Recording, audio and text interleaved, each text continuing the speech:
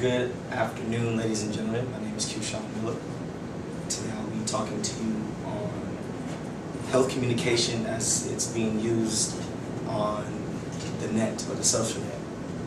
Quick question, or just a quick little illustration. You wake up,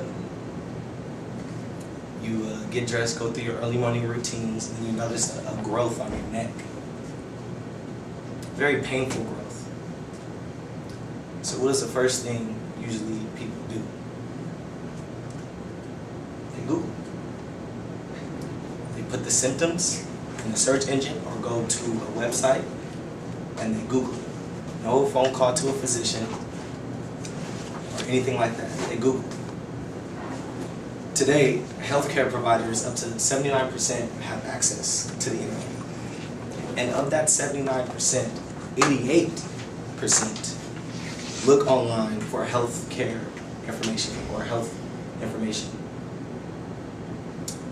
And it's getting to the point where the use of clinics and going in for just a little checkup is becoming extinct. People are putting their whole stock on what they find on the internet. So today I'll be talking about the information seeking process. I'll be talking about the effects that it has on health behavior when it comes to the internet, and the rating of information that is given, that's being processed and put online today. Now, for the first slide, all internet users, up to 55% use the internet just for health-related reasons. Of that 55%, 63 are women, and 46% are men. And then it has a breakdown to veterans and new users for 3 years and less than 6 months, and then actual patients and non-patients.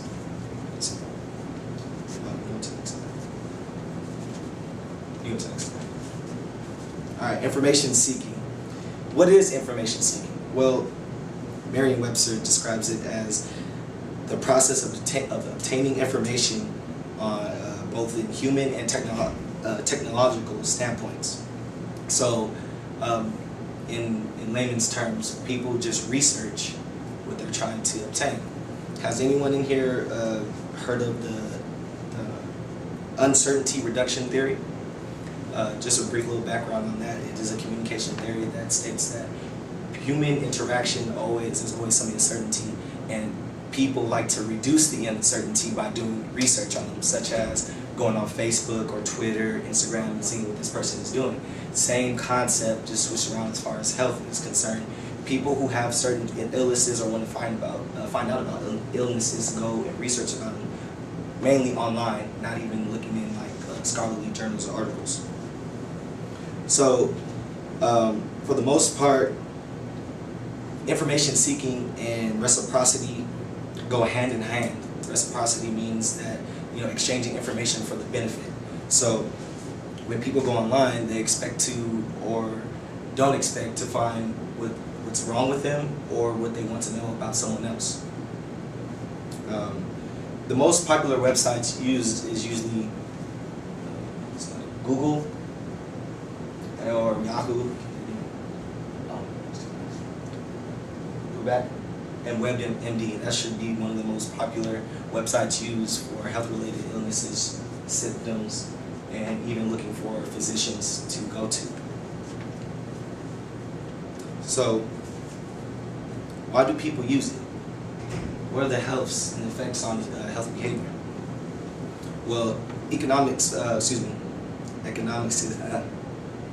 People believe that the healthcare in the future will become strictly consumer focused, which means that people won't go and get an opinion from other physicians or doctors. They'll get an opinion from themselves based on blogs, message boards, and anything that they can find on the internet. So this could positively affect the consumer if if a physician gets high marks, or the hospital gets high marks, or the drugstore gets high marks. But negatively, not every interaction with the consumer is positive. It can be negative. So that can negatively affect any doctor or business establishment regarding health. So a lot of this also affects high-risk patients.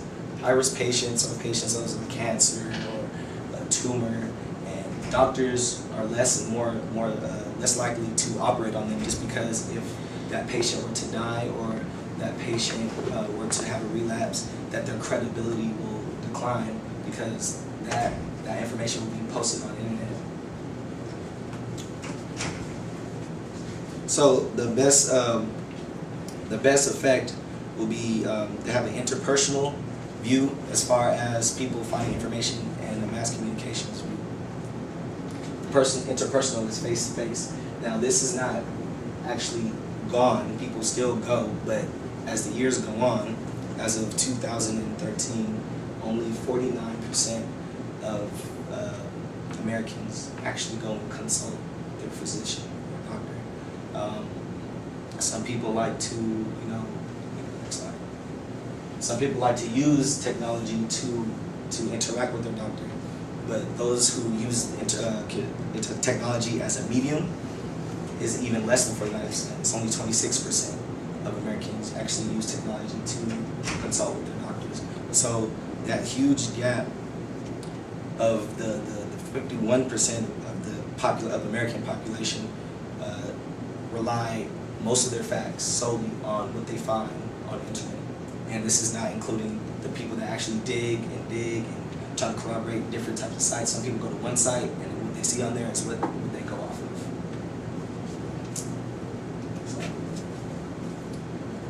So how can you tell which websites are credible? You really just can't tell. Someone made the website, you can't just go off of somebody else, really. But if you had to pick one, there's a really good website called CapHis. And what their sole purpose is, they rate the top 100 healthcare websites, ranging from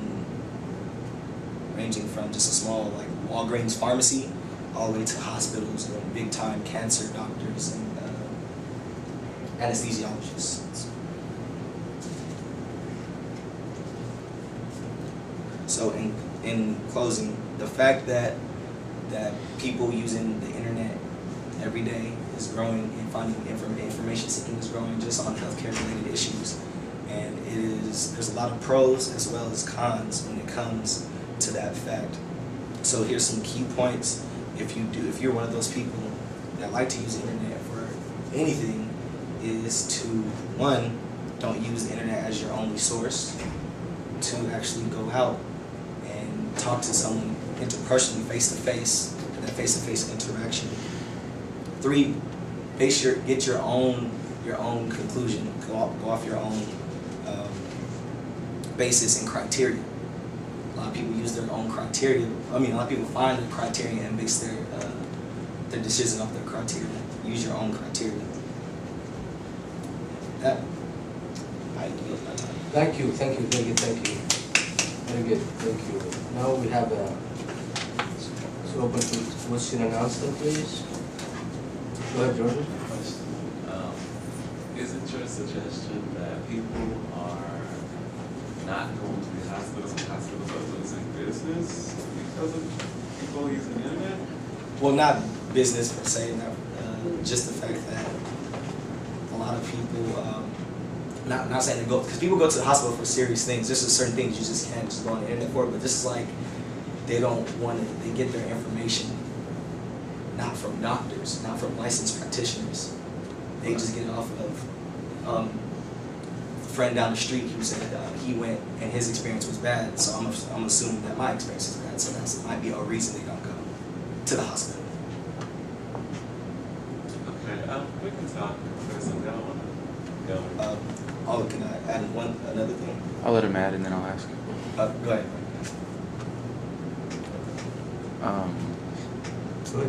Have a question? No, it's okay. I'm just letting him talk. You have a question?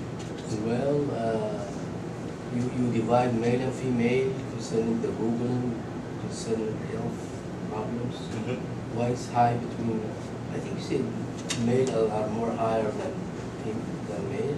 No. Female were higher. Yeah. Female than higher, right? Huh? Female was higher. Why is that? I mean, There's- is there more I shit think going we on? were It's- before.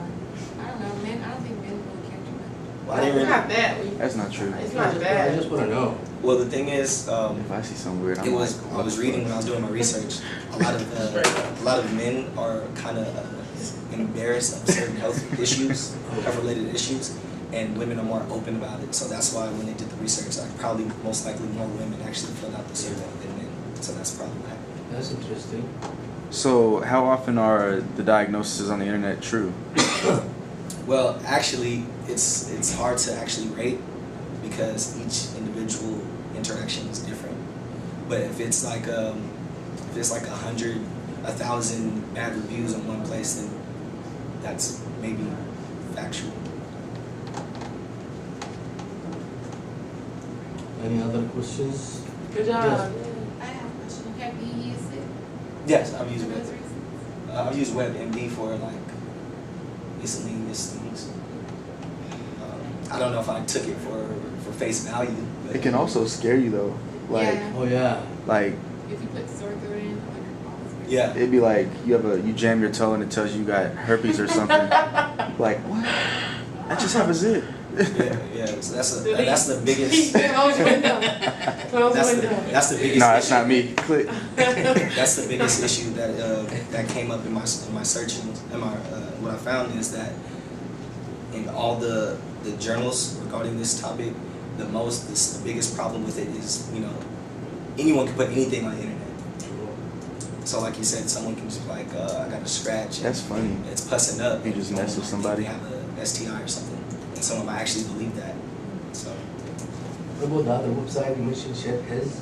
yeah, Chat Piz. It's just like it just has a whole bunch of what they feel is the top places to go or top websites to go to find stuff. So. It's amazing. Thank you, John. Thank you. Good job. Thank you. Okay. Yeah, thank you.